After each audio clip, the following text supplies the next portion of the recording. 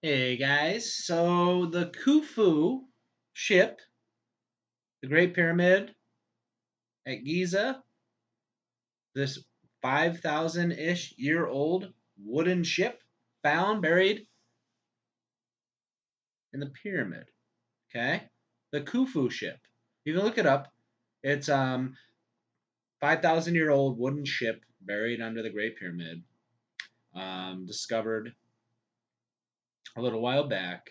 Now, this I wanted to point out based on my own personal experience of a likely confusion area with Mandela effect changes.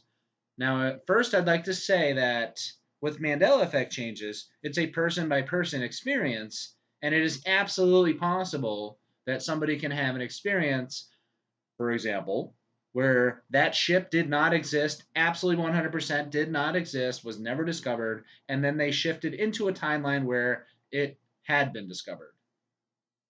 But I'm pretty sure this has kind of a feel of the narwhals. Like, you just never realized that they were real. Then when you did, because other changes actually did happen, like Berenstain Bears, um, you're like, whoa, probably a change. But but yeah, that ship, I learned about it. I always was looking at the pyramids. That's why the pyramids changed for me, and there's several really big changes for me because I really studied those damn things closely. The Great Pyramid, all three of them in Giza, so interesting. Um, Before the flood, and the civilizations that existed before the flood, and the technology and the know-how needed to build such structures that long ago, have fascinated me to no end. Think Atlantis, pre-flood technology and civilizations. So Lemuria. So yeah, there's a book called Fingerprints of the God. I'm sorry, of the Gods. Fingerprints of the Gods. The author, Hancock is his last name. Really awesome book, super big, a lot of pictures in there, some cool ones, and yeah, that boat, I was familiar with it. We're talking late '90s, early 2000s. So for a while, a good 15 years ish, I knew about that boat.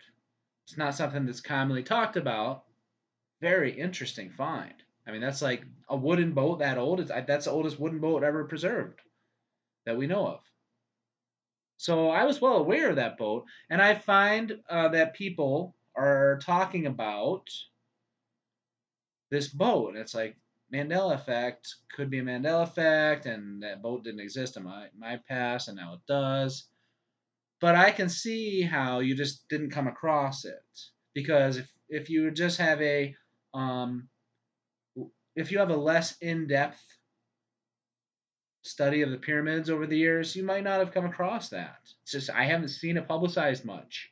If I didn't read Fingerprints of the Gods, I probably wouldn't have known about it, to be honest with you.